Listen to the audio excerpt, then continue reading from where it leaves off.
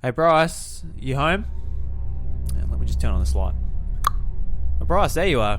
What are you up to? I've seen things. I've seen way too many things. I've been on one hashtag for the past week. I've seen things you think you'd never see. I don't know how I'm going to recover from this. My brain has a tormented hole in it. I don't know how to fill it. Oh, Bowsette. I've been looking at that all weekend. Great stuff. Great. Or tormenting. I don't know anymore.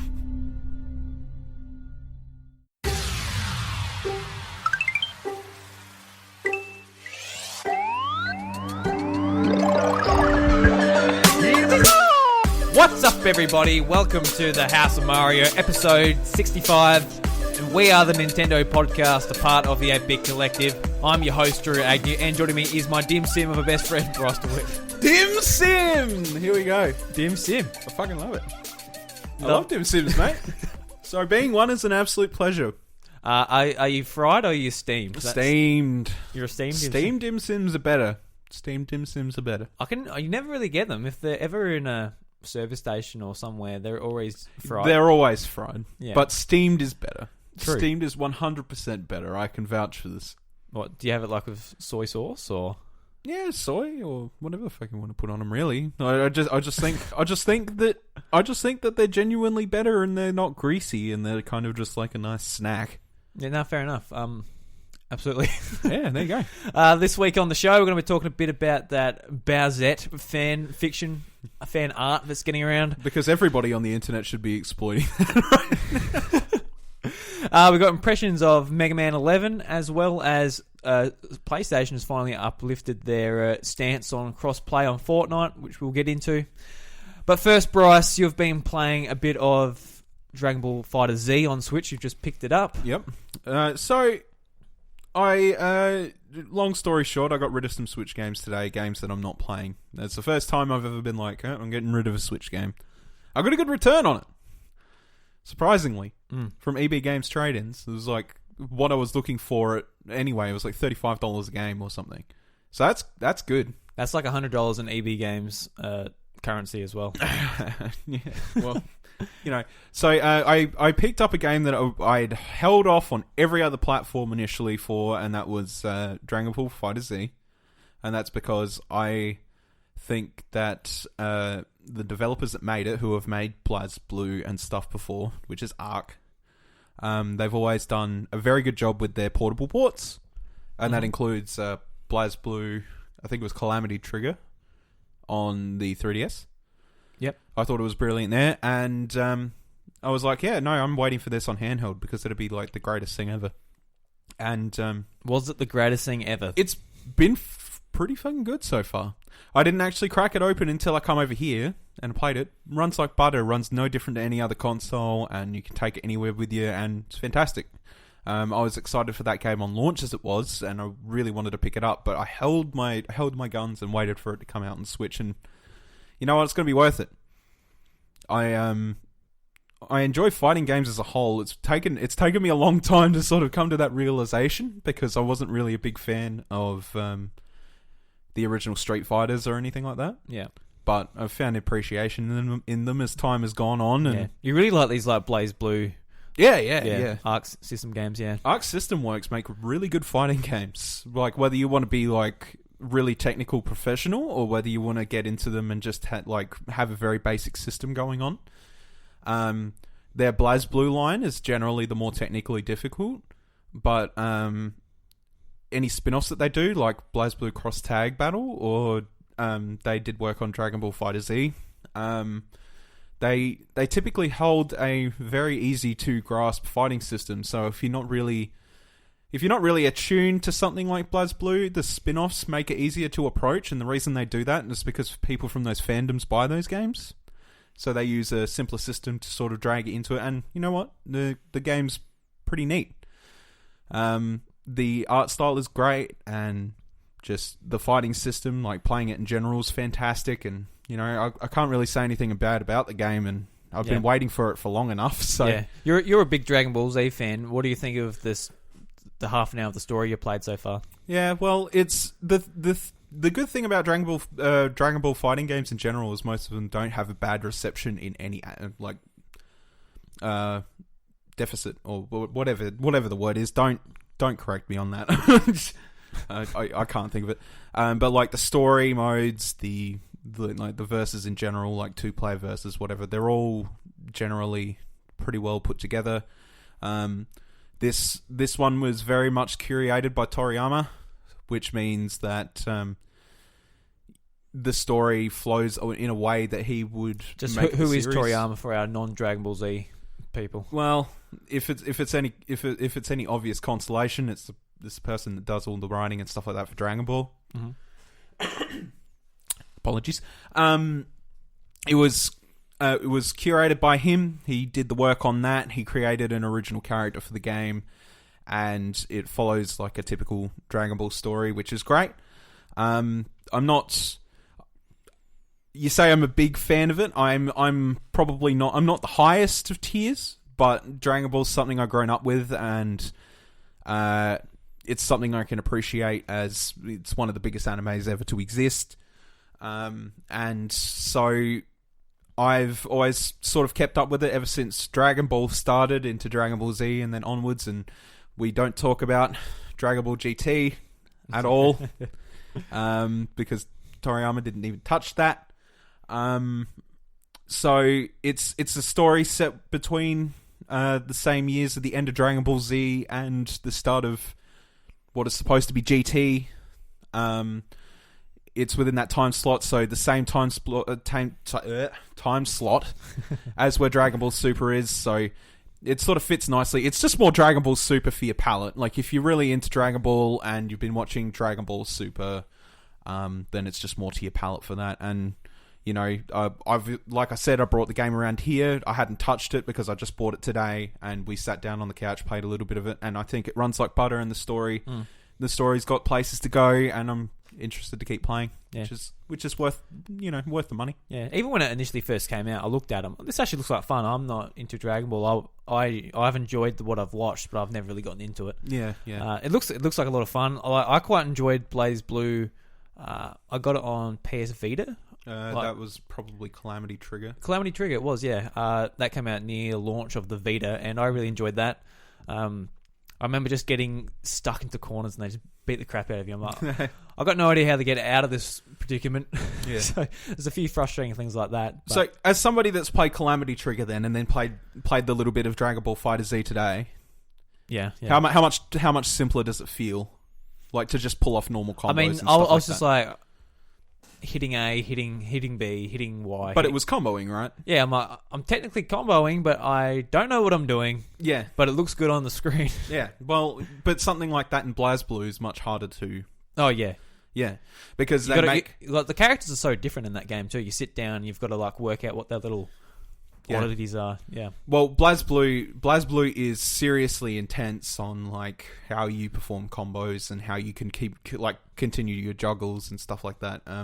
It's very much input based, whereas Dragon Ball FighterZ, it has inputs to do specific things, but it doesn't overcomplicate them like what BlazBlue does. When you pick a character in BlazBlue, you learn that character in and out, and that's the character you'll play most of the time.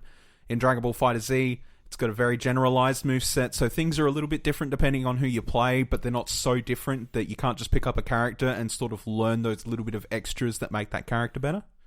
Yeah. So, Dragon Ball FighterZ going forward, I'm looking forward to playing the shit out of that, and I'd absolutely love to. So that's fine by me. It's holding price at just about every store except EB Games is $80, so it's actually on par with first party titles, but for some reason EB Games is $90. It's $90 on the eShop as well. Yeah. Yep. But if you go price match that, you get the $10 off anyway. So the holding price for that game is $80 on literally every other store, which is fine. Knowing that it's on par with first party titles, that makes me pretty happy. Yeah, I think $80 Australian is where the Switch games should be. Yeah, $90 is pushing it, but $90 to $100. Yeah, is I understand the margins between first party and third party are different, so third party have to charge more. Yeah, for to make sure. it worth it for them, but Yeah, but at the same time, you know... $90 is a lot to fork out for us. Oh, yeah. Yeah, it's too much. Well, you know, it wasn't that long ago. We were still paying like a full 100, and then, you know, even day one specials, they weren't happening half as well as they have been nowadays. I mean, it's really good for that now. Just encourage you to get in there straight away and get it for a bit cheaper. But I remember getting Twilight Princess for $100 when I was... How old was I? 12? Yeah. Or something? Yeah. And $100 back then, let alone inflation and all that, let alone being younger and, you know, not working and not having money. Yeah. That was a huge amount, but at least that was a great game. Yeah. No, exactly. Yeah. Whereas these days you can, you know, stumble on something that isn't so good for a lot of money. Yeah, for sure. But again, you pay for quality. So far, it's been worth my money, and I can't wait to play more. Something to tide me till Smash Bros, which is great. Yeah, you don't have to sigh, mate. Don't talk about Smash. You don't have to sigh, but it is though. Like it's something that I can learn to sort of get my reactions back up and stuff like that before I start playing Smash Bros again, which is perfect.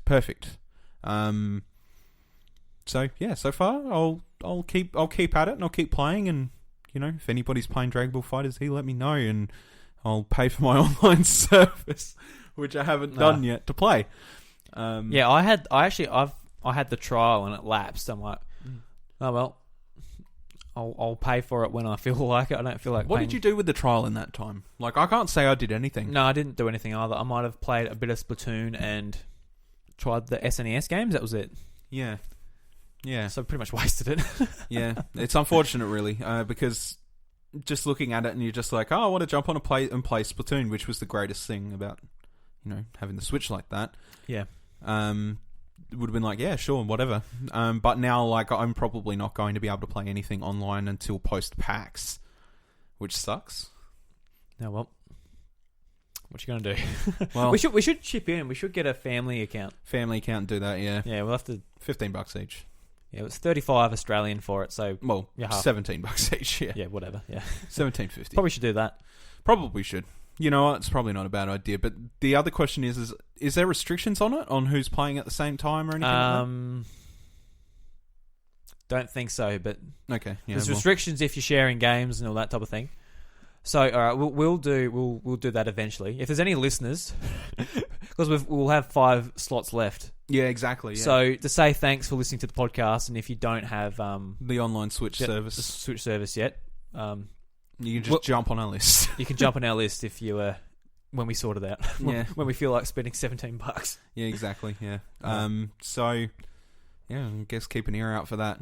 We'll buy it eventually. It's obvious that we're going to. It'll be in the Discord, I dare say, when we... Yeah, for sure. That's probably the easiest place to communicate that, yeah. 100%. So if you're in the Discord, or if you're not in the Discord, then you should probably join it, just in case, like, we do a raffle or something like that, and we have enough people.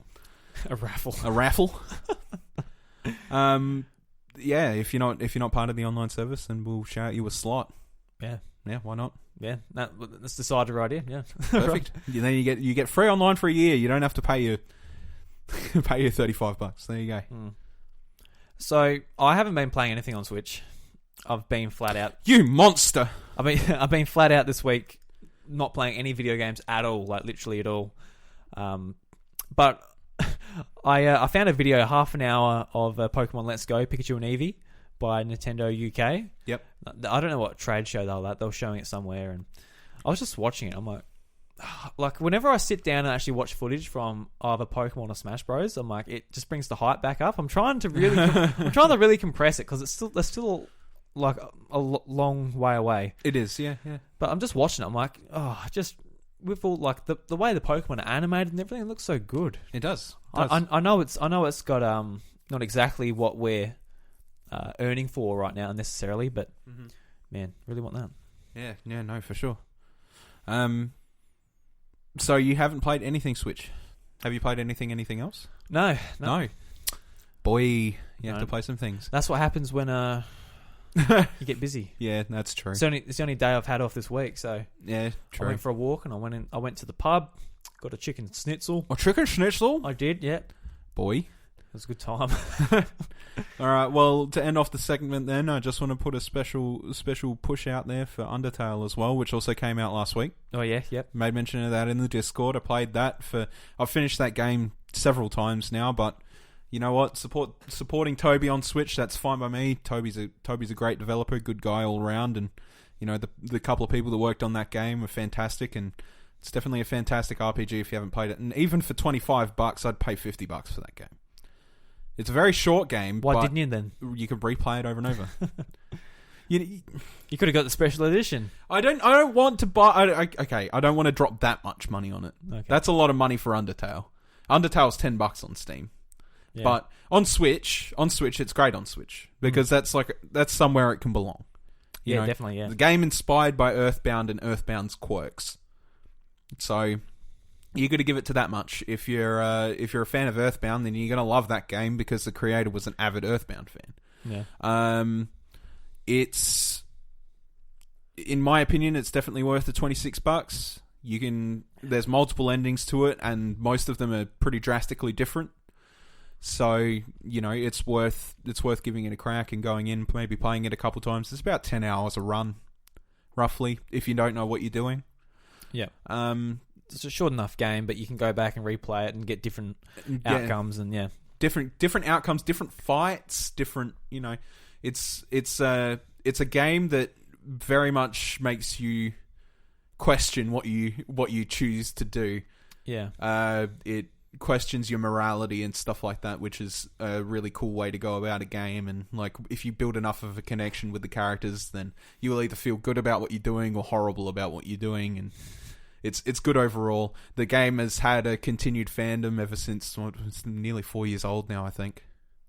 That game has had like such a insane fan following throughout the years, and it's still existent today. Some of it fantastic, some of it questionable.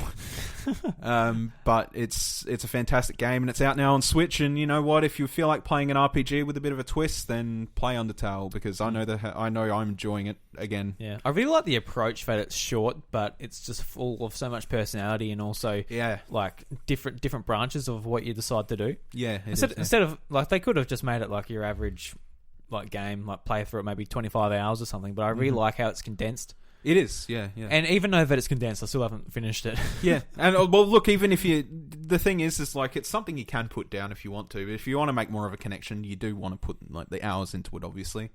But it's one of those games that, like, if you pick up and you talk to an NPC, they'll say something weird and quirky, and you're just like, that's weird, but cool. And then like, you get your main characters and stuff like that. They all have their own little stories going on and stuff like that, and you know, you get your puns master Sans out, and Sans is going to drop a pun that makes everybody grasp their head in their hands and wonder why they're playing this game.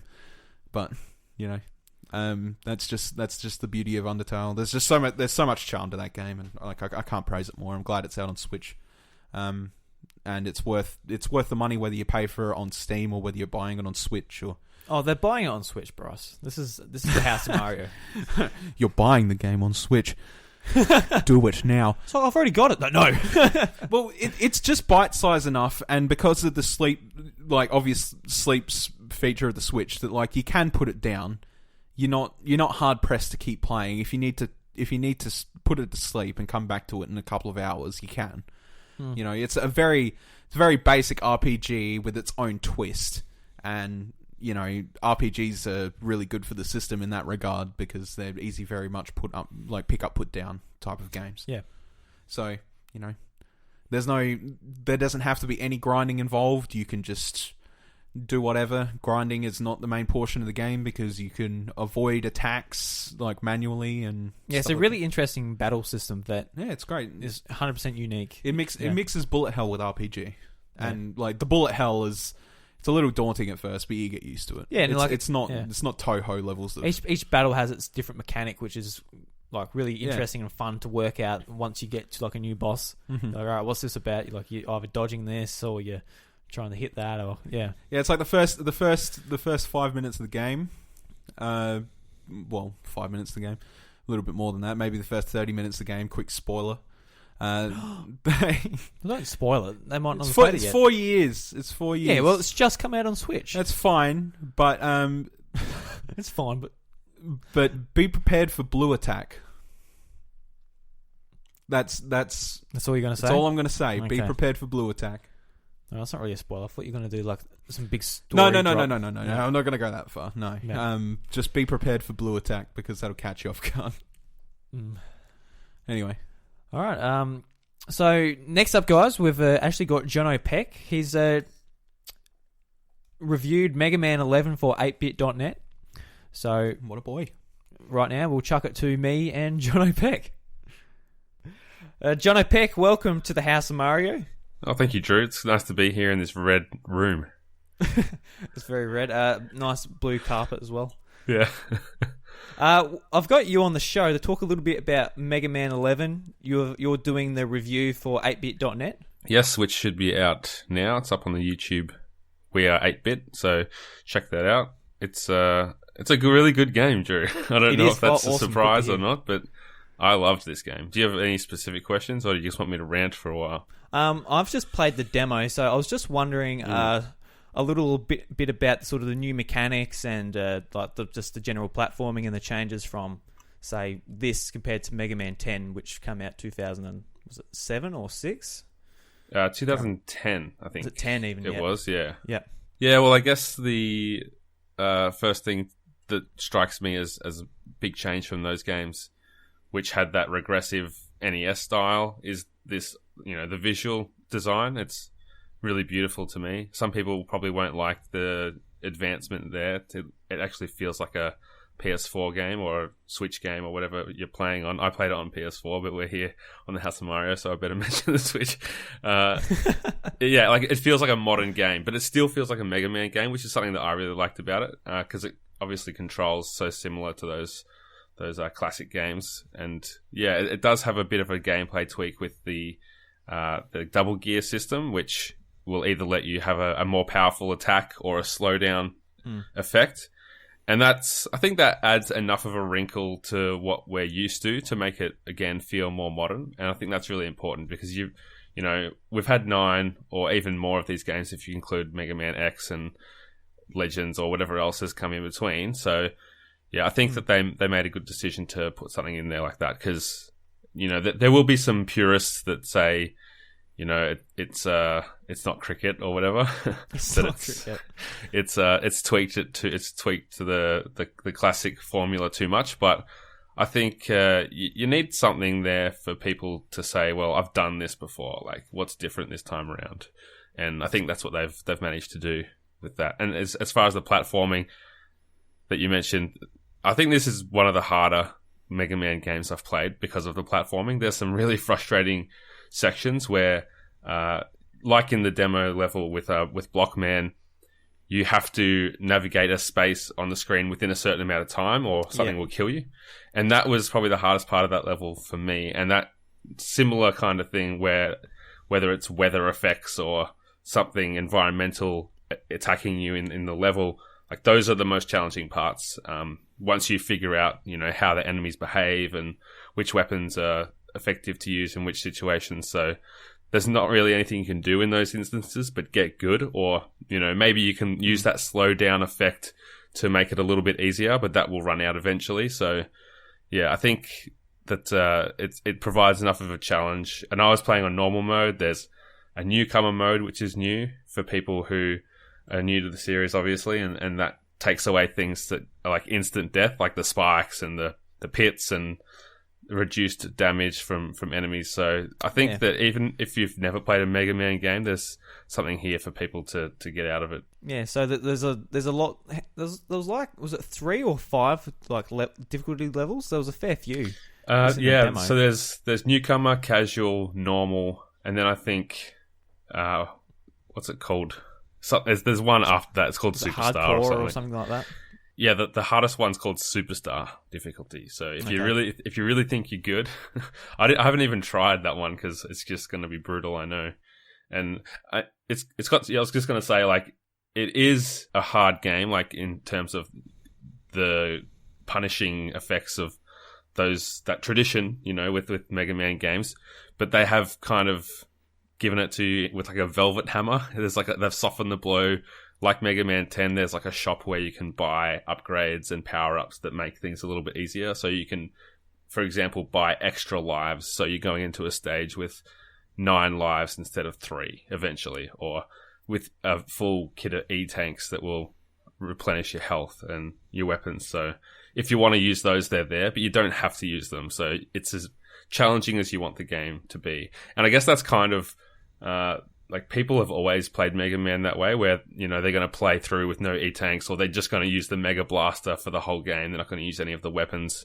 And I think it kind of continues that tradition of giving people an easy way to play it, where you know what the boss's weaknesses are, and that makes it a bit easier, or just playing through blind or using one weapon the whole time. So I think in that sense, it's got a really wide spectrum of difficulty depending on how you want to play it. Yeah, and that's great too, considering like the rest of the series, you're either playing on the difficulty the developers want you to, or you're just gonna keep dying and dying to eventually get there. Yeah.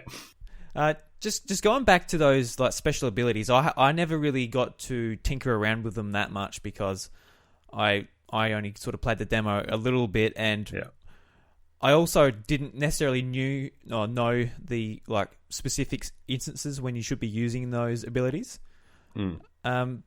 Throughout the game, does it sort of let you know a bit, or do you sort of just have to work it out yourself? Yeah, it's kind of just what suits you, really. Like, for me, it made sense to slow down time if there was a tricky platforming section or an enemy that would attack you as you walk underneath them or something, and you wanted to just get through without getting hit, so you could slow down time and then go through before they get a chance to get you. Or if there's a more powerful enemy, you can slow down time and shoot them like 20 times and before you run out of the effect, and then they're gone before they get a chance to get you. So that one I found more useful, just to slow down time, because it gives you just a bit of breathing space. Whereas the power up, the other one is more like if you combine that with the special weapons that you get from beating the robot masters, it will, like, say Blockman, he has a power where he drops 3 or 4 blocks on an enemy, so they just fall from above, which is really handy if there's an enemy above you. And if you are using that power up, it will drop like 10 blocks instead of 3. And it will cover a lot more of the screen. So it just kind of hypes up. It like upgrades your attack for that period of time that you've got it enabled. So does this compare to some of your favorite Mega Man games? I think it does, because, like I said this in my review, like I've beaten 8 Mega Man games in the last 2 years. Mostly in the original Legacy Collection, and then Mega Man Legacy X, if you include those as well. So I really enjoyed all of them, but because of this one's visual design and those tweaks, it stands out in my memory more. So even though it might not technically be as good as those games, I'm going to remember it because it feels so different. Yeah. And it feels, like I said, like a PS4 game or a Switch game or an Xbox game. It doesn't feel like you're playing an emulated ROM or something on your modern console. Yeah. A lot of people were disappointed with the art style, but like to your point, it does really distinguish it from the other 10 Mega Man games, because they all look like almost identical. Yeah. And like the art style, like I don't really understand the criticism, aside from maybe it's not what they're used to. Because it looks really good. Like, I don't understand. Like, all the enemies are hand-drawn and look really cool, and the lighting effects are really great, and the backgrounds are always interesting. Like, it's never just some boring, like, blue screen or a generic wall. Like, there's often something happening back there, or it kind of fills in the world a little bit and kind of points towards the boss that you're about to face. And I think that's cool. Like, there's a bit more environmental world building because of the enhanced graphics are able to just say more, I think. Yeah. What I noticed just when I first played the demo as well, just it's so bright and vibrant, but when you press the jump button, it feels like Mega Man immediately. Like they really captured the feeling of the game, which is awesome. And that's one of the great things about this is I really hope, and I said this in my review, that it encourages some people to, pick this up because it looks like a fun new game, but it encourages them to go back and play some of the old ones because they're so accessible. Being in the legacy collections now, you can get 6 games for $30 or whatever it is. So yeah, I think that even though those games are probably a lot harder, they do have some kind of ways you can kind of cheat and save the game halfway through a level and that kind of thing. So they're not completely inaccessible. And I think that because the gameplay loop is essentially identical, you have 8 bosses that you can choose to fight in any order, and once you beat them, you get the paper, rock, scissors style advantage over another boss.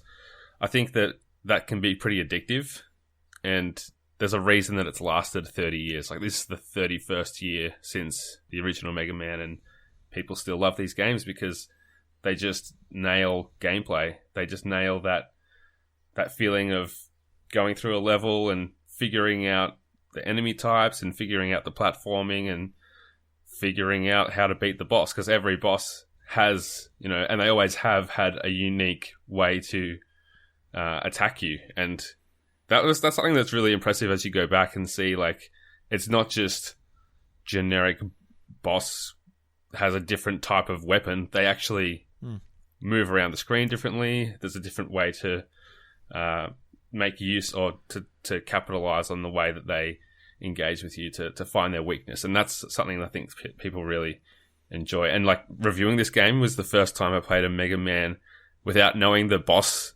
order, because there's usually a way to play. If you don't want to do trial and error, you know which bosses are powerful against other ones. So I just had to kind of guess and figure it out as I go, and that presented a unique challenge. Yeah, and that's all part of the fun too. Yeah, it kind of took me back to being a kid and not being able to just Google who's strong against like Flame Man or whatever. Like, you have to just figure it out. Yeah. I know this isn't a PlayStation podcast, but I do have to ask you: are you going for the Platinum Trophy if you haven't gotten it already? No, it looks way too hard. Okay. I mentioned that I like to mention trophies when I can in my reviews because not many people do that. But there's a great trophy list, and it's one where it's not just like beat the game and then do all these challenge maps. It will actually reward you for the way you play, But there's some that are like finish without dying or without getting a game over screen or without using any E-tanks and that kind of thing, or even just finishing on the superhero superstar difficulty. I'm just like, I'll leave this to the savants of the world when it comes to Mega Man. I'm pretty new to the franchise. I've just kind of fallen in love with it since Shovel Knight came along. So I think, it's one that maybe one day I'll come back to, but probably not. Yeah, it's okay anyway. Us guys on Switch don't have to worry about that because we don't have an achievement system. Yes, that's true. So they can find the review on We Are 8-Bit on YouTube. That's right. And of course, Jono, where can they find your podcast, Puttin in Work? Yeah, so you can find Puttin in Work at 8bit.net as well. We've got all of the great 8-Bit Collective podcasts there, but it's also on iTunes, Spotify, all the good ones, all the good podcast services, except SoundCloud. So Puttin in Work, and just had Scott Lowe from Naughty Dog on there, so that was a really great chat with him. And another developer this week, actually, Ash from SMG Studios, who made Death Squared. Yep. A great Australian company there. So some of your Switch listeners may be fans of that game. We talk a bit about how it's had a great lot of success since hitting the Switch. So, yeah, keep that coming. Yeah, Death Squared was a favourite of mine last year, so I'm looking forward to listening to that. Cool. All right, Jono, we'll catch you later. Thanks, man. And it'll be good to catch up at PAX and anyone else that's listening to this. I'm so keen for PAX. Yeah, bring it on. And we're back. Nice segue, Bros. Very nice. It was a brilliant segue. That was like 25 seconds of silence to me going, and we're back. Yep, you were back. Yeah. Thank you very much for coming on the show, Jono. Yeah, I was surprised to hear that I'd be coming in and 15 minutes of my voice would be replaced. Damn you, Jono.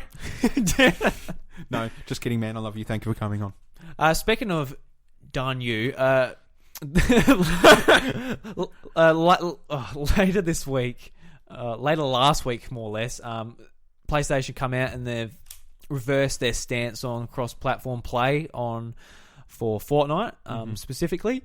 So you had a big whinge about this at E3, rightfully so. Fucking massive whinge, yes. Rightfully so. I was not happy about it. Even PlayStation players who just played on PlayStation, they kind of scratched their heads going, okay, so we can't play with other people? Okay.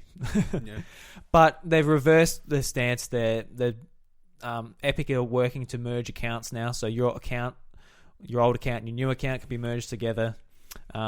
And you went to the point to saying you didn't want to support PlayStation, you didn't want to buy first-party games, and etc. Has this changed anything now they've come to the party? Not quite. Not quite. Elaborate. Okay. All right. I'll say 15% out of the 100% has been redeemed. 15. Only 15. Oh, gee. Oh. The only reason this is because, yes, I may be able to use that account now, unified and whatever. It's got rare items and shit attached to it, and it's got Save the World attached to it. So if Save the World ever comes to Switch, then I can use that account. Mm-hmm. That's great. But it still took them enough time for me to be like, fuck it. I want a fucking unified account. So the damage has been done. The damage has been done. Oh, I've already paid and done a new account up. The only thing I haven't done on this new account is bought Save the World. That's the only thing I haven't done, but I've bought season passes, I've leveled up season passes, got all the cosmetics and all that stuff. It's the damage has been done. If they had fixed this within the first 2 weeks, fine. But they continued to push the message of PlayStation's the best place to play, which was their excuse up until the end. Yeah. Their initial excuse was we're protecting our children, which is ridiculous. They had some wacky responses. And then it came down to the literal, we were on Dash Culture, and if you listen to the Dash Culture... Jesus. Sorry! The Dash Culture episode... If you listen to that, we'd gotten 2 weeks before we recorded that episode, PlayStation put out some bullshit response like, PlayStation's the best place to play. And that's why we're still not doing it. And that's bullshit. Any console, it doesn't matter whether it's it doesn't matter if it's a PC, it doesn't matter if it's an Xbox, it doesn't matter if it's a Switch or whatever. There's always going to be a multiplayer community attached to it, and people are going to play with the community that they prefer to play with. Yeah. Saying PlayStation's the best place to play is not going to make anybody run out and buy a PlayStation. No. Your ignored response on it is going to stop people from buying your console. Yeah, well, it did the complete opposite. A lot of people just, even big PlayStation fans like, Greg Miller. Yeah, Greg Miller. Who's got a huge voice in the industry. He said, all right, I'm playing it elsewhere. And he's playing it on Xbox and Switch. Yeah, so, exactly. Something like this will fix it for him. He's like, all right, you won't take away my account. I'll start playing on Switch and PlayStation. But for people like you, obviously... Well, the damage has been done. It's been done. I'm not spending a shit ton of hours on Fortnite just so that I can't play it on my Switch. I spent money on it, I spent whatever, and then I'm just like, well, I want to play on my Switch from time to time. So, guess I'm making a new account. And then I did all the battle passes and I bought some cosmetics and all that shit and done that because, Fortnite's okay to chuck some money on every now and then and just do that kind of thing. Oh, well, so you're not part of the PlayStation Nation. That's all right. We don't have to worry about it out here. But Season 6 of Fortnite has come out. You've had a bit of a time of it. I haven't played it at all. Mm-hmm. But I've heard there's dogs and pets in there. So yes! Tell me a bit about this. Okay, so I stopped playing for a majority of last season because I wasn't too happy with the battle pass. I hate to say it. Fortnite's fun. But without the battle pass, I don't think I'd continue playing it. Because I'm actually working towards things and getting cosmetics and stuff like that, and that's satisfying. Yeah, see, I don't when I played just a little bit of it, I didn't actually mind just playing the game and getting it for free. I didn't actually... And that's fine, but like when you've played it for some time and you're just like, I still want to enjoy it, but there's progression missing from the game. Yeah. So that's why the battle pass comes in. You chuck $10 on the battle pass and you go, hey, look, I'm making progress and getting stuff for it. And that's what's satisfying about it. Yeah, it's not a big ask either. No, it's like $10, yeah. And it's great, and that's once every, I think it's like 90 days or some shit. And you don't need the online pass for it. So you don't need the online thing to pay for it, you know. So, last season was a bit disappointing. Stopped playing for a bit because I was just like, you know what, I'll just play next season. I paid for the battle pass anyway. Got a couple of things from that. Just I stopped playing. Yeah. Picked it up this season. Started playing it on PC, and they changed the map up again, which they do every season, which is great because it adds more variety. They turn Loot Lake into a massive wormhole thing where you can jump into the center of Loot Lake and you'll go flying up until like where they had the mansion in the middle of Loot Lake, and you can soar up there and fight people up there and then jump down again and like soar through the air. Like it's just cool. That's really neat, yeah. So that was the massive map change for this season, which is smaller than last season. The map changed erratically last season. But that small change has just added a new interest point, makes Loot Lake less boring. I really like that method they're doing too, where like PUBG's like, oh, we've got a new map. It's kind of like, well, I know that map in PUBG was underwhelming, but just having both of them, having two maps is kind of whatever. I really like how they're telling a story through an online service, which is always on, always evolving, always keeping people interested. I really like that. Yeah, changing the map whenever it comes up. It's fantastic. It's good. It's good the way that they've done it. But as for the battle pass and the thing that you're mainly interested in, dogs. They added a new form of back bling into this season, as well as also they added in like custom menu music and stuff like that. Back bling. What's back bling? Back bling is the equivalent of like say capes. Cool. So cool. The back blings that they added under a new category is pets. So there was two or three pets, I think, introduced this season. A dog, a chameleon, and a dragon. Oh, really? Mm-hmm. That's pretty cool. Because we were talking about it in the Discord, and I was like, oh, yeah. It was Luke saying, oh, I'm not into Fortnite. I'm like, oh, you know, you're not missing much, you know. It's fun. Fortnite, it's fun, but, you know, if you're not into that type of thing, don't worry about it.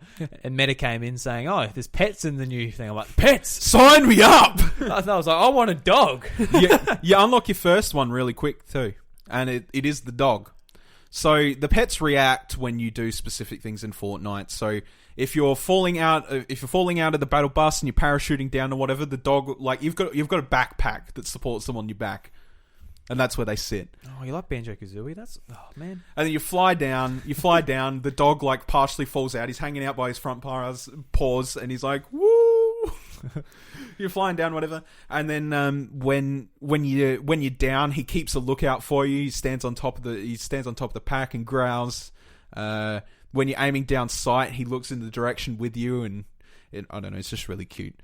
It's a level of like, instead of just like having, oh hey, look, I got a jetpack, a fake jetpack on my back, or a cape or whatever. It just gives it more personality when you're running out doing stuff. They howl when you put out treasure or whatever, like the dog does.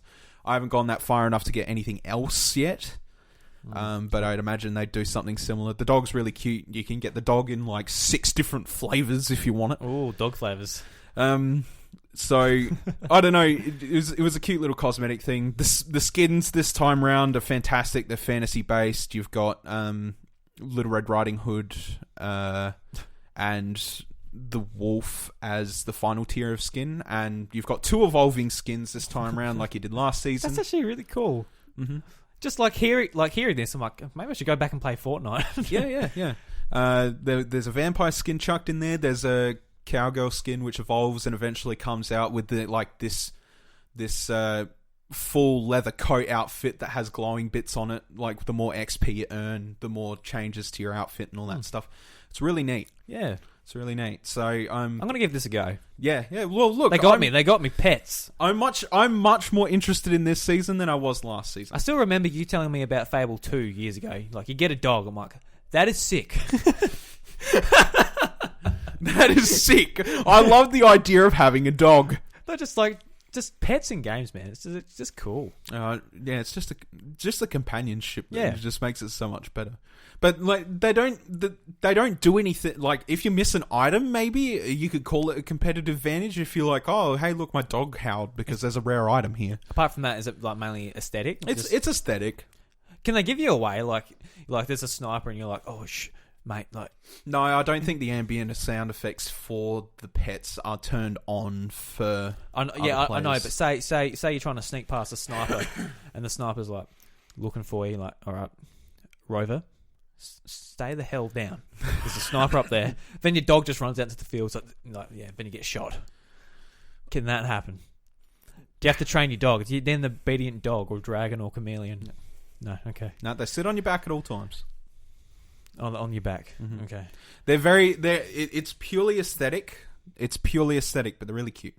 See, I'm imagining him running around. I think that's my problem. Like the wolf amiibo in Breath of the Wild. I'm imagining that. You would no, not quite that far. You would. It sounds really cool when you hear the word pets, but it's like they don't offer anything advantageous, but they have enough personality in them as just like a companion with you. Yeah. That they just make you like, I like having this dog. Like I turn back bling off all the time because I'm just like, I don't care about having the friggin' cape on or this bag full of lollipops. You shouldn't have the cape on. Have you watched The Incredibles? Yeah, I don't. You get sucked into the aeroplane. Well, the dog gets sucked into the airplane. Oh no! Oh no! Well, you're not flying. Apart. Oh wait, no. You drop You out. are. You drop out in the airplane. Yeah. Oh no! But put that aside, and there was things introduced in Fortnite last season that made the game better, like ATKs. They're fun to muck around with. You like playing Mario Kart, drifting, and all that stuff. That's fun. And I don't know. Fortnite's in a good position at the moment. I like Season 6 so far, and those pets. Those pets are nice. They're nice. Like, Nice pets, yeah. Nice they're pets. an aesthetic change, but like they're very companion-y, and I like them. I like companion-y. Mm-hmm. Definitely. I don't know if you saw this, Bryce, but Splatoon 2, from Nintendo Australia Twitter account, they said, this is Skipper Pavilion. It will be the last new stage. Map, Yeah, added to Splatoon 2. So does that, like, they said they're going to support this game for 2 years after launch.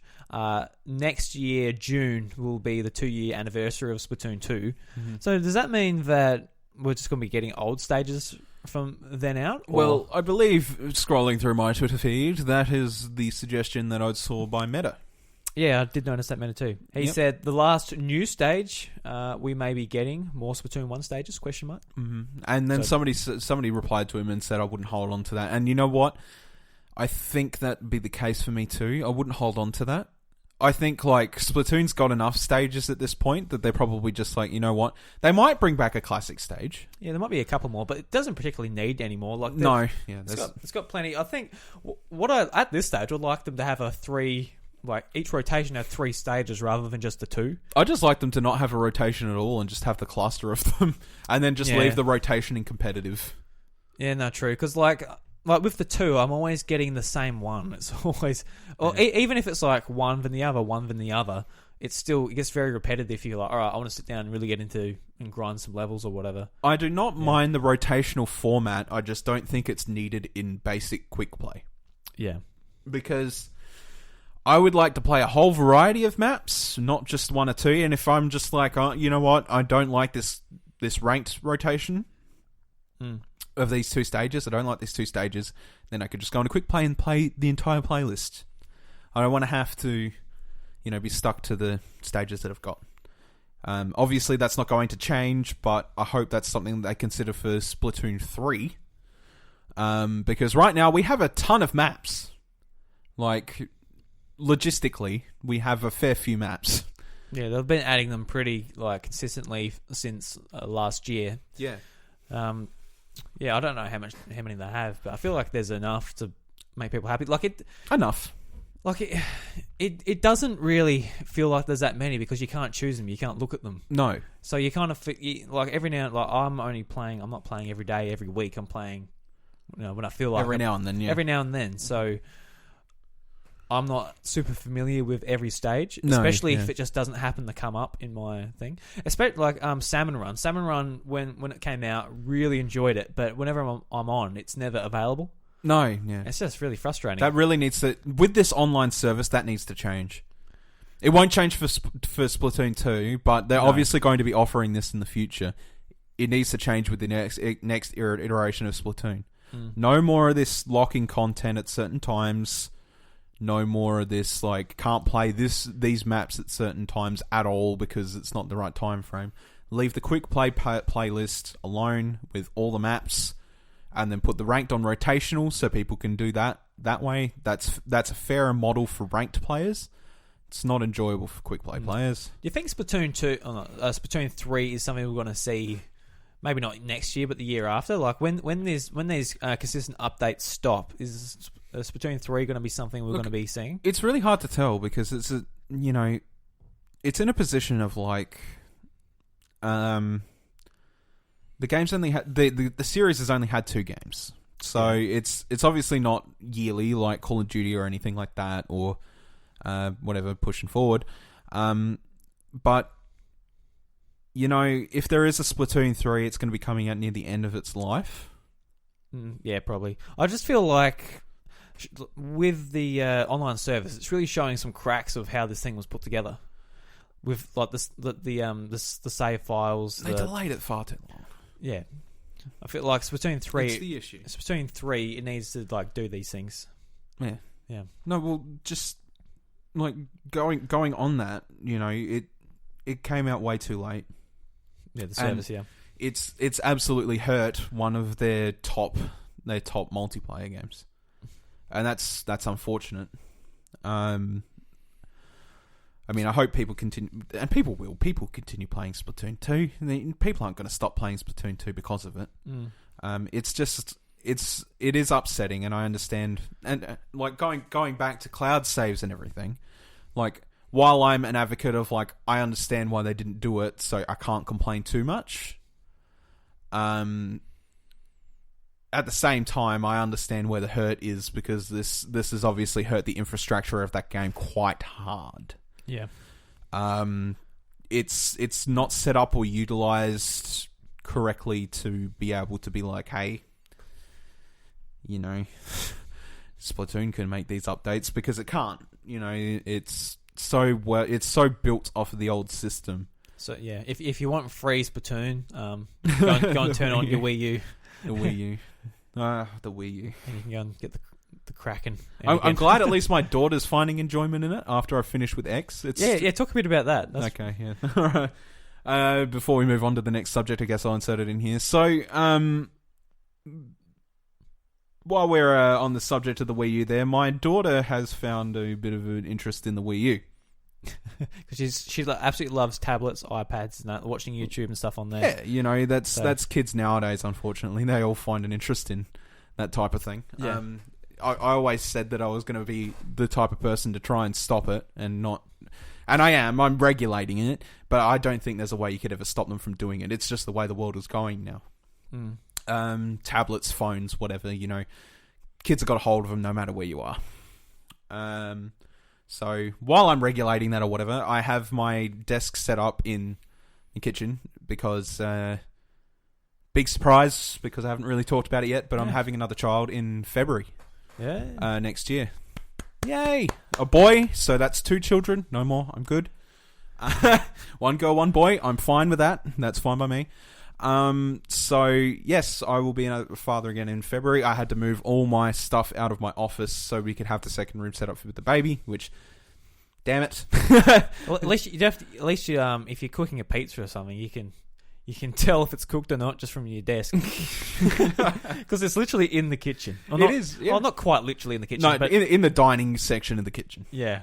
Yeah. So, anybody that knows me knows that I have a PC set up and I like my setup, and like I can't move that to the lounge room because the lounge room's always in use. I'll never get TV time, so I have my 2 screens, my computer on a desk in the kitchen, and I set up my consoles on the desk when I need to use them. So I set up my Wii U to play X. Everybody knows that. Everybody that listens to the podcast knows that. I set up my Wii U to play X, and now that I've finished X, and I intend on going back to it and doing all the little extra tidbits that I wanted to do, but it's down for now. I've finished the story, chill out, got other shit to play. My daughter has decided she loves my amiibos, which she has for about 4 months. She loves playing with the amiibos. What's your favourite amiibo? Probably Yoshi, the yarn Yoshi. Oh yeah, yeah, of course, yeah, have to be, of course. She puts them she takes them and puts them everywhere. She puts them in her boots. She hides them in her bed. Sometimes she goes to sleep with a stack of amiibo next to her. Oh, that's so cute. That's awesome. She loves amiibo. Bring it to my place. Say goodbye to your boxed ones. Yeah, just a shitload of amiibo. Anyway, and she discovered the Wii U because I was playing it, and then she didn't touch it. She was like, "Oh, it's Daddy's game." Shiny. I'm like, "Yes, it's Daddy's game." Shiny black iPad thing. And then one day she's like, "Oh, Daddy's not playing it anymore." So she's kind of just like, "Okay, what does this button do on the console?" She turned it on. She's like, "Oh, it turned the tablet on." And because she knows what a tablet is, she immediately played with it. She managed to navigate herself to the freeware game that was sent out in an update, which was Amiibo Challenge. Yep. And she started playing Amiibo Challenge.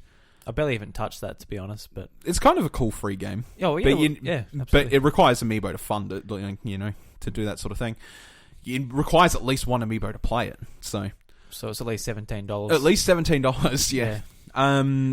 And she's flicking around on the menu. I'm like, here, I'll show you how to do it. So I show you how to play it, and she loves it. She loves it, even if it's just watching it. Is this her first video game she's really played and enjoyed? Yeah.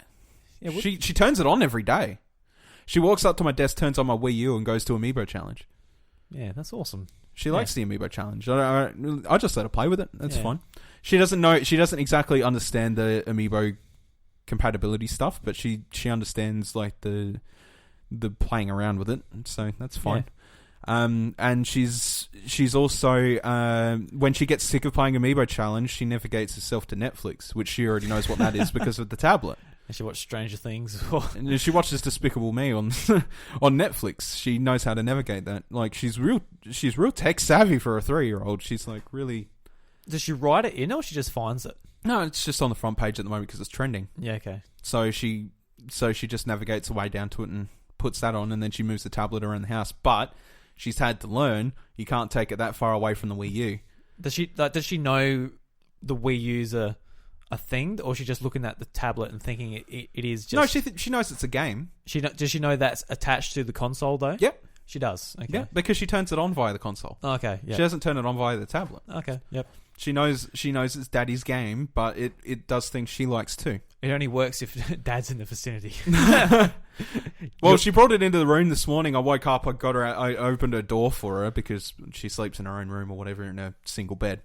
And I opened the door, and then I'm just like, I need to go back to bed for a second while my eyes readjust. So I laid down in bed for a second, and she come walking into the room with the Wii U gamepad. Yeah. And sat it next to me on my bedside table. And she's like, "Oh, Daddy's game not working." I'm like, "You need to be closer to the Wii U, honey. You need to go to where Daddy's computer is." And she's like, "Oh." So she picked it all up and took it back, and then sat down and watched Despicable Me in the kitchen for 5 minutes while I got my eyesight back. Yeah, it is quite nice that it shows that Nintendo was kind of halfway onto something. They knew tablets at the time were super popular, and the second screen experience was pretty much the trend at the time. Yeah. But they just weren't quite there for hardcore gamers. But for real little kids who are going from phones and tablets onto gaming consoles, she never looks at the PlayStation 4 controller or the Switch Pro controller and says, "Sweet, I want to pick up that." No, she looks at this big shiny thing, which is ooh, that one. It makes me wonder if maybe Nintendo were just a generation bit too quick. Because now that kids are getting cats. Oh, I can't speech today. Now that kids are sort of getting their hands on tablets and stuff a lot more, it's just in the perfect zone for that. It's a bit too early, and I just feel like the execution. We don't have to go over this, but the execution of the Wii U was rubbish. It was rubbish, yes, Yeah. but it was rubbish for adults.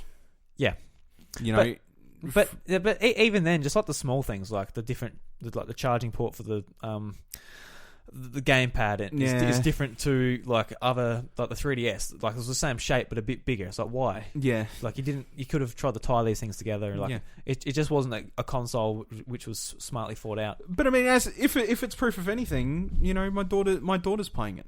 Yeah. So it still holds up, obviously, to some degree, right? Like, she's only going on Amiibo Challenge and Netflix. That's all she's going on to. And like, I obviously don't let her. Amiibo Challenge on Netflix. That's all you need, dude. Why do we even talk about any other games? I know, we're a Nintendo podcast. We're not talking about Amiibo Challenge every day, right? But like, it's just a case of like, she gets on and plays it a little bit. She doesn't actually like overdo it or anything like that, and she knows when I say that's enough, she stops playing with it. That's enough Amiibo Challenge. No more Amiibo Challenge. No more Netflix. But you know, she loves it, and she's really invested this. This is pretty much her first video game console, which is really strange, actually, for something that we have so many problems with. She finds enjoyment in, and that's nuts. But the only reason that's the case is because I haven't plonked a Switch in front of her yet, because I don't want to. Yeah, no. She will run away with that console. She runs away with everything else. So I guess you can keep at least one thing to yourself. Exactly. Especially when it's, not cheap. when she understands Mario Kart and stuff more, like, that'd be easy. And when Pokemon comes out, that's going to be the killer.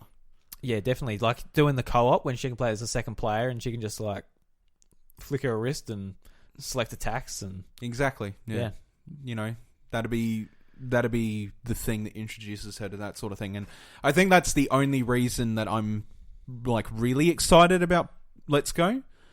Like, I'm excited for Let's Go as a fan of Pokemon, but it's not the Pokemon game I'm after. So it's more of like, I'm excited for Let's Go as a father. Yeah, share the Pokemon experience with your daughter. It's a first experience of a Pokemon game. Video games in general, really. Yeah. Like at her age, yeah. Yeah, you know, she can throw a Pokeball. That's not hard. She just pick up the thing, and then I just go, do this. And then she can do that, and then it does the thing. That's where it's really special. And she likes Pokemon, so that's fine. That works out for me. Yeah, because who's her favorite Pokemon? It was the It was a Zygarde cell. The Zygarde cell, yeah. She loves it. Squishy. Squishy from the anime. She absolutely loves Squishy. Yeah. Like, with that co-op two-player thing in Let's Go, I feel like us two playing it together, we were like, this is a bit lame. You know, we're just like flicking our wrists, just selecting attacks, like, yeah, we got a combo, good on us. Yeah. Playing it with my daughter would be, be magical. Like, I'm so excited, Yeah. You know, she loves Pokemon, and I want to teach her that Pokemon is also a game thing, not just a cartoon, and I'm sure she'd love it. Yeah. She loves the idea of video games in general. She's very intrigued, but she doesn't understand quite yet. And I have a feeling that that's going to be the game that makes her go, oh. Yeah, and Pokemon's such a special franchise. It's just so positive and yeah, wonderful. Exactly. Yeah, and anybody of any age can enjoy Pokemon to a degree. So, unless you're 80. Unless you're 80. Say that to the old man on the bike in Japan that has like 16 phones. Oh, yeah. Yeah, remember that? He has 16 Go, smart devices sitting on the handlebars of his that is expensive. bike. Expensive, but he loves Pokemon Go, so I guess that's fine. Like, is he locked into the same account, or is he just all different accounts? What's the point of doing them all at once? No, it's definitely different accounts. It was, yeah. I guess he just likes Pokemon Go.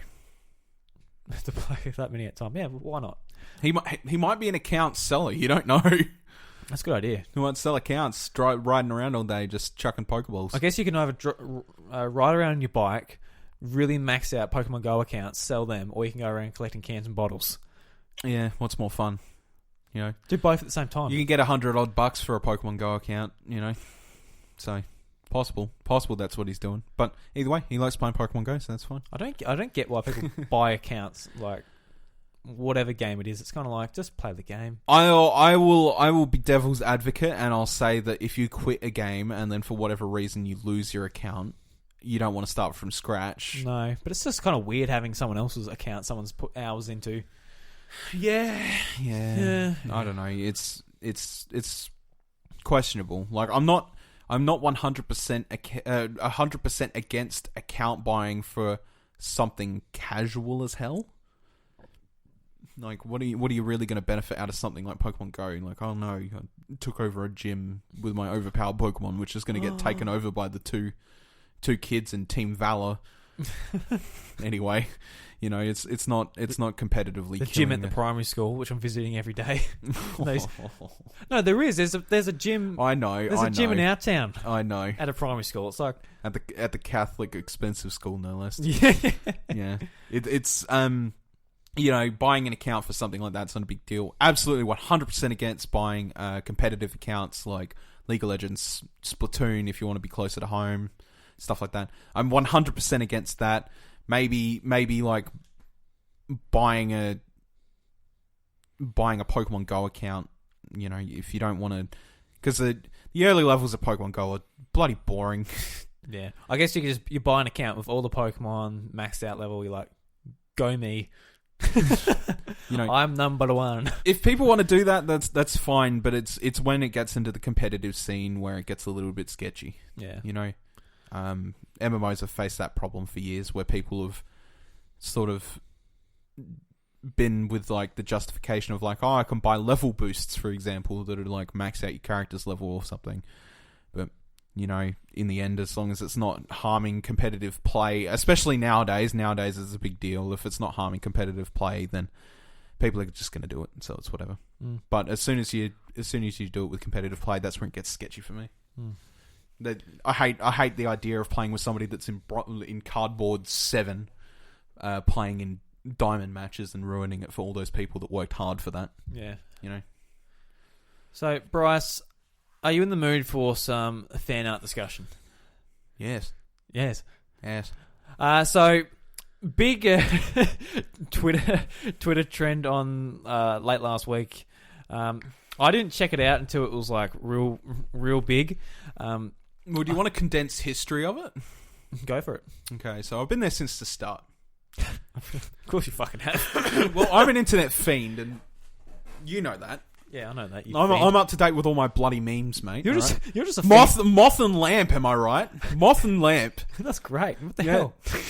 What the fuck? What about Loops, brother? May I have some Loops, brother? No, I haven't seen that one. No. It's a really fat cat that's like looking up at a bowl of Fruit Loops. He's like, may I have some Loops, brother? I've seen the Bongo Cat. Bongo Cat's great. That's great, yeah.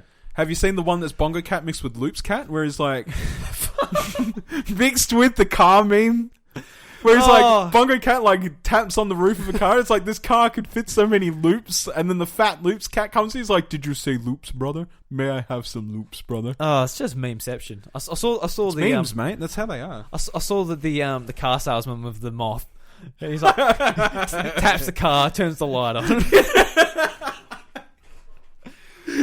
It's like, oh no, but it spawned from a comic strip. Yeah, that's right. It was posted on Twitter. It was an idea from a fan in Japan who was like, "What if we put the Super Crown, which is a new power up that powers up Toadette to turn her into Peachette." I just want to put a pause on that for a sec. Mm-hmm. When that first got announced in the Direct, I just thought initially, that's kind of weird.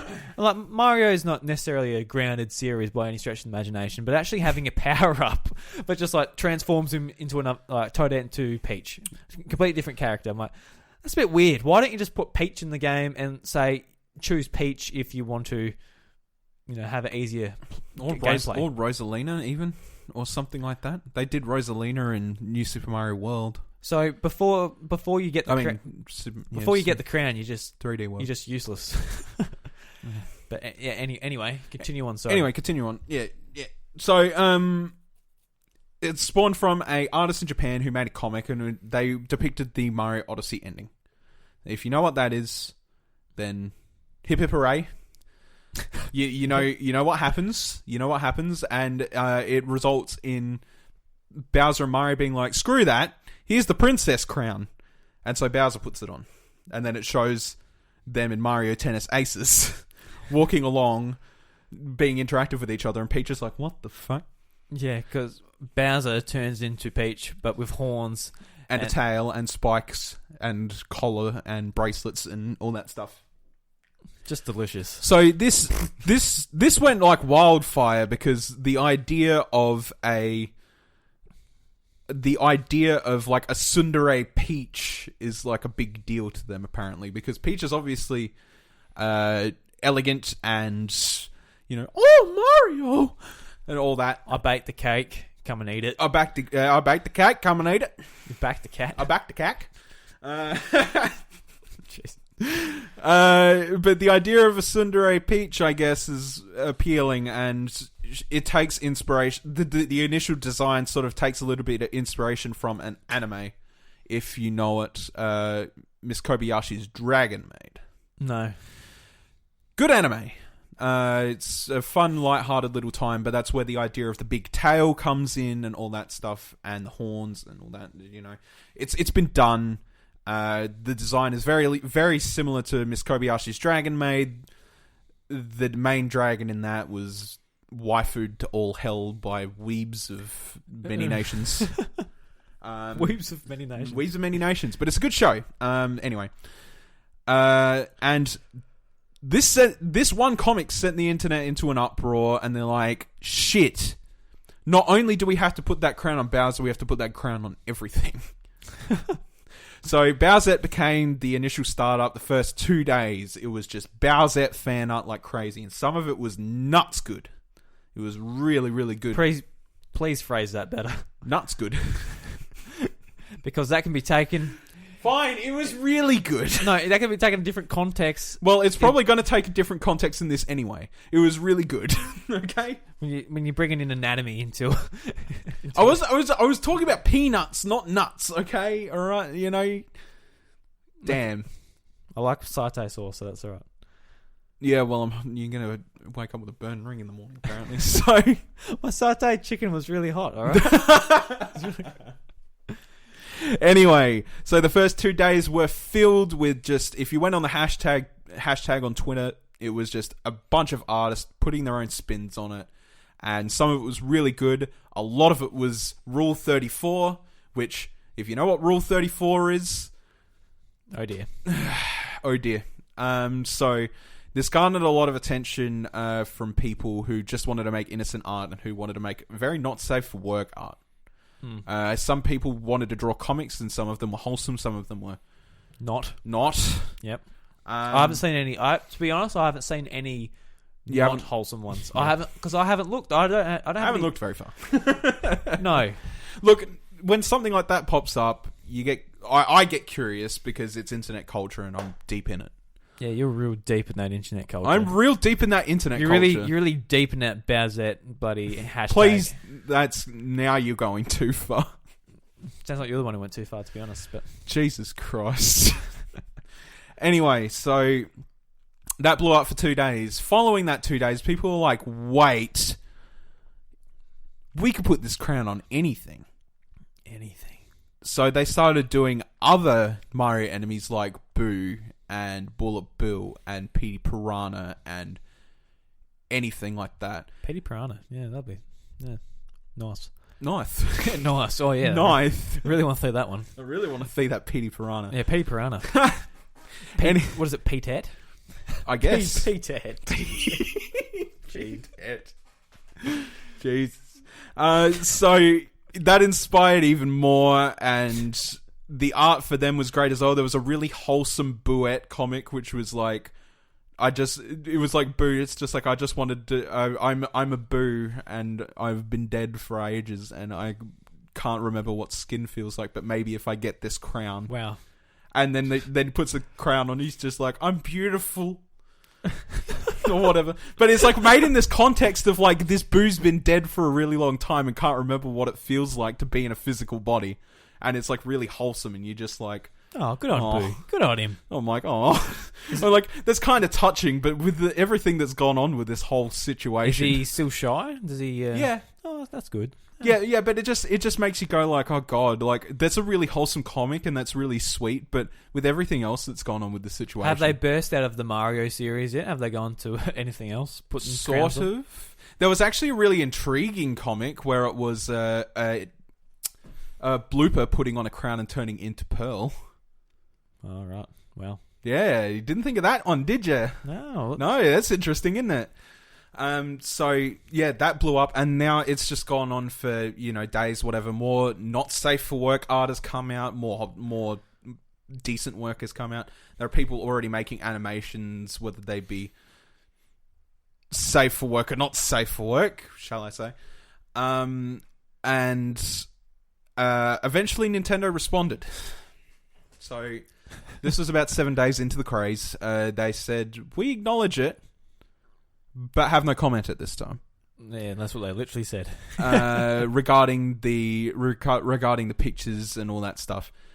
Now, there's a reason for that, and that's because 70 to 80% of it, depending on where you look, is very not safe for work and depicts characters from the series in a very... It's not how they want the IP displayed. Very risque way. But, whether they're... they can't do much about it, and I think they're very much aware of that, but...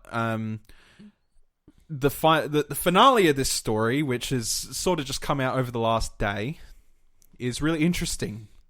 This is by no means the end of the meme. The meme is still going strong, but the saga has come to an end. Recently, there was an art of Super Mario Odyssey book that went out in Japan. Yeah, official. Yeah, and this is official. In it depicts a comic of what could have happened in the final part of the storyline, and that was Bowser throwing his own version of Cappy onto Peach and then taking over Peach's body. Oh, that's even worse. Making what was basically the first prototype of Bowsette. And this art was drawn ages ago now. So this was already sort of in their books. They already thought this up. They already considered this as an option to happen in the game. Mm. Because, like, at the end of Mario Odyssey, you take over Bowser. Yeah. And if Bowser has the equivalent, obviously Bowser can do the same to Peach. Peach can throw her tiara onto Bowser. It's like... And do all that stuff, Yeah. So it's, they had a design, and you can find it on the internet. I tweeted it out at IVRevan if you want to see it. They had actually considered this as an option. This was a thing in their books. Obviously, the design is not the same, and it's quite different, but they had actually considered it before, and that's why the saga sort of comes to a full circle, because somebody had thought up this. They thought, look, I'm being clever, but not really. Nintendo had already thought about it, consider putting it in Mario Odyssey. I think the idea of Bowser actually taking over Peach's actual body as well is a lot worse. You can come up with a lot worse things. Oh, for sure. Yeah. Rather than just being like, hey, I look like Peach now, but with like my horns and my tail still. But like, just from a design perspective, like, it'd be much like what happened with... spoilers if you haven't played Twilight Princess, but what happened with Phantom Ganon in Twilight Princess. Yeah. Where Ganondorf takes over Zelda's body. Yeah, makes him to Puppet Zelda. Makes it Puppet Zelda. Which is awesome. Yeah, that's damn cool. It was a cool idea. And it'd be a similar sort of situation to that. You can't drive to hurt Peach, because you're still going to hurt Peach if you do that. And it was the same in... Twilight Princess, obviously. You couldn't do anything but use the power of light to expel Ganon from her body, otherwise you'd be hurting Zelda. You play tennis with her. Exactly. Yeah. But that's the power of light. Yeah. No, it's Wii Sports tennis, but it's Zelda boss battle. Shooting her with an arrow is not going to do anything beneficial, because you're going to kill Zelda. Right? So it was the same sort of situation when and she dodges it. My guess is that, like, this was the original story they were going to go with, but then they were like, well, what are we going to do? Mario can't hurt her. And they couldn't find a solution, so they're just like, maybe we shouldn't do this. Yeah. Be interesting if that was a part of the game to start off with, and they... Or it's just something they come up with afterwards. That was one of their original storyboards, so it was a thing that was going to happen. Mind you... At least considered, yeah. Yeah. Mind you, despite all that's happened, and, like, because obviously I don't want to talk about this too much more, I think it's pretty obvious if you scroll the internet, you'll find anything Bowsette happening at the moment. She's like Nintendo's trending icon right now. He, she, whatever. Technically a he. It's technically a he. Yeah, because it's just Bowser. Yeah. It's just people pornifying Bowser. That's exactly what's happening. I know. To wrap it up, though, you know what? I wish that Nintendo have had this. Well, I hope, rather, I guess would be the better word, that Nintendo won't 100% ignore it, because I think it has potential. Of course, yeah, we had this discussion. So, they obviously thought about it before they considered it as an idea. I think it'd be really great if they implemented something like this into a Mario RPG where it requires a wacky story to, sustain itself. Yeah. If you've ever played a Mario RPG past Legend of the Seven Stars, like Superstar Saga, Bowser's Inside Story, Partners in Time, yeah, all that nice stuff. Dream Team, they all have some sort of wacky convergence that brings that story together. I think it'd be a really cool idea if the Super Crown was a thing. You put it on Bowser. Bowser usurps the Mushroom Kingdom, locks Peach up somewhere, and then sends Mario out on all these shady demands. And it makes a story of like, why is Bowser? They like make a joke out of it. It's like Princess Peach is being really weird lately. But they just like make all these comments. They're just like, why is she so strange? But they never mention like the horns of the tail going on or anything like that. Yeah, like what I said to you when we were talking about this over group or over our chat. Yeah. I always wanted a Wario and Waluigi RPG, similar to how the Mario and Luigi RPGs play. It'd be really interesting if you played as those two, and the game starts off, you're basically just, you're just doing stupid things. You're looking for treasure. You're doing things they do, but in the background at the Mushroom Kingdom, these things happen where Bowser gets the crown power up. Forgot what it's really called already. Super Crown. The Super Crown becomes Peach, and sends Mario out, and you're sort of like versing Mario as you're going through the level. Like you have a boss battle might even be against Mario, who thinks he's doing the right thing, and but he's not really doing the right thing. It could be a super wacky and interesting idea. It could be. Like you're putting light on characters who don't usually get it, and it would be cool. It's an interesting idea, and like I hope that, and it's kind of a case of like I hope that all this stuff that it's looking negative in Nintendo's eyes doesn't make this an unplausible thing, because I think it'd make for a really good wacky RPG story. I think it's like the perfect idea for it, because those RPGs are getting a little stale for me. There's not a lot of spice to them anymore. It would be perfect. It'll be perfect for a visual novel. Just no idea. I just think it's a monster girl. Well, I just think there's some cool ideas that you could have, cool ideas that could be implemented in terms of like whether you're playing a video game or whatever, with that character. And I don't know. It's almost wasted potential if you don't do anything about it. But at the same time, I know why they're not doing anything about it or saying anything about it, because people are immediately jumping to, damn. It'll be difficult because if they say, okay, we'll take this by the horns and we'll implement the character, and if they do use like Peach, like Bowsette, and you Google that. You're complaining about me saying nut earlier, but I think you've had two very much worse ways to go about this. You grab the bull by the horns. It's not a gross saying, Bryce. Yeah, except this time you're grabbing a female by the horns, and then that's where it gets awkward. All right. Okay. I never said anything about grabbing Peachette or Bowsette by the horns. You don't touch her horns, Bryce. They're very sensitive. Oh, stop. This is supposed to be G-rated. G-rated. PG-rated. PG. You got to have your parents sitting there listening to the House Mario as well. God damn it. Yeah, if you try and get this podcast at EB Games, they'll ask you for your ID.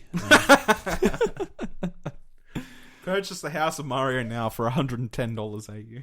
So, but it's free on iTunes. We don't care. We're on. We're EB Games. We just jack it up, man. Dear Lord. We got anything else to say on that topic before we wrap up? No. Look. Obviously, look at your own risk and do whatever. There's some really amazing fan art out there if you're just looking for very basic fan art, and I think Yeah. Like, the character's got a lot of potential. And I hope it doesn't get thrown away just because there's a lot of people on the internet that are just like, I want to do that! Essentially. Oh, you do that. Gotcha. I want to do that. Not want to draw that. You want to do it. Well, that's what 70% of the internet is in the moment. I wanted to, like, there's so many jokes about it, and I'm just like, you know what? I just think it's an interesting idea, and I think it could be implemented into a game. But because people are pornificating it, it's not going to go anywhere, and that sucks because it almost was a thing in Mario Odyssey. I have a feeling that if they actually, this will be the last thing. I have a feeling if they put that out in Mario Odyssey in its original design and did its own thing, I think it probably would have went off way less worse than it would have been if it was just a fan creation. Because it would have already had a solidified identity. Yeah. And the design would have been completely different and not sexualized. Yeah, now sort of when you think of Bowsette, you think of, like, you know, big boobs and... Yeah. Yeah. But on the Nintendo design that was featured in the Super Mario Odyssey book, it was very much tame in comparison. Oh, yeah, well. And, like, it still had features of Bowser, and, like, it wasn't made to be like, this is a hotter version of Peach. It was made to be, this is Bowser doing his thing. Yeah. And being evil. Doing a thing. And being evil. So, he's a menace, that Bowser. You can't trust him. It'd be very interesting to see if, like, we could go back in time and just be like, hey, what if Nintendo actually put this original concept in the thing, and that's how it did it, because it would have opened the door to, like, you know, just using that character in a Nintendo property in general and not completely throwing it away, which is what's probably going to happen at this point. Yeah. I like the idea of the Super Crown being like an artifact of some kind in an RPG, and Bowser's like, haha, I can usurp the Mushroom Kingdom through up the ranks, because obviously brute force isn't working, taking away the princess all the time isn't working, so what if I usurp the Mushroom Kingdom? Hey. Dun, dun, dun. Then I can attack it from the inside, not the outside. Yeah. Like, it makes a whole lot of sense, but because of the way the internet's gone about it, I'm afraid that it's probably not going to come to anything. Oh, well. For now, it's Nintendo's meme icon of the year. Sorry, Luigi, you've completely been forgotten about ever since you had the year of Luigi back in 2015. Luigi Death Stare will always live on. That was a great meme. Luigi Death Stare, well, with the year of Luigi, that was what, 2015? Yeah, or 14. I can't remember which one of them. Yeah. Might have even been 13. Year of Luigi is completely forgotten now. It's all about the year of Bowsette. Year of Bowsette. Well, that's what this year's turned into. All it took was them introducing the Super Crown into a game, and now they're regretting it. Oh dear, what have we done? Poor Nintendo. Oh well. Guys, thank you very much for listening to The House of Mario, episode 65. I'm your host, Drew Agnew, and you can find me at Twitter at iDrewby. Where can I find you, Bryce? At IV7. Alright. And you can find the show at The House of Mario. We are on iTunes, SoundCloud, and all podcast services. If you enjoyed the show, why not leave us a 5-star rating on iTunes and give us a follow on SoundCloud. It really helps out the show. We're quite a small podcast, so any help or feedback helps a lot. Mm-hmm. And, of course, Bryce, we are a part of the 8-Bit Collective. 10 podcasts, 22 podcasters coming together to put some cool tunes in your ears. Jono Pech, who you heard earlier on the podcast, you can find him in his podcast at Puttin in Work. It's a great podcast. He had Scott Lowe from Naughty Dog on last week. Yes, he did. Which was absolutely fantastic listen if you're into Naughty Dog games or just behind the scenes in gaming development in general. It's a great listen. Mm-hmm. And yeah, and last week I was on It Is What It Is, Jack Cruz's news and current affairs podcast. It is what it is. 8bit.net's news and current affairs podcast. Hey.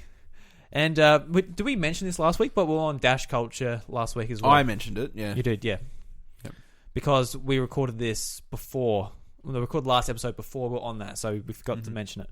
Yes, that's right. But I've recently made a playlist on SoundCloud, which if we guest on any episodes of other podcasts that are also available on SoundCloud, they'll be in that playlist for you to listen to. Yep, absolutely. I think that's a stellar idea, my friend, and I think you did the right thing. Thanks, man. Yeah. This week's Nintendo Jukebox is by Lame Genie. It is a Mega Man 3 melody. Lame Genie! He's not that lame. He makes some pretty good music, so I don't know why he's been so hard on himself. Poor fella. Yeah, I don't know. Make some. Maybe he's a pet. Don't know. Lame Genie, if you're out there, mate, well, I know you're out there, but if you're listening to this, why are you so hard on yourself? Why do you think you're lame? We'll have a chat about it. Why aren't you called Cool Genie? Cool Genie. I think you're a pretty cool genie. Fully sick genie. I don't know. Top bloke genie. Yeah, well. Anyway, guys, enjoy the song. Have a great week, and we'll see you next time. Whenever that is. Boy.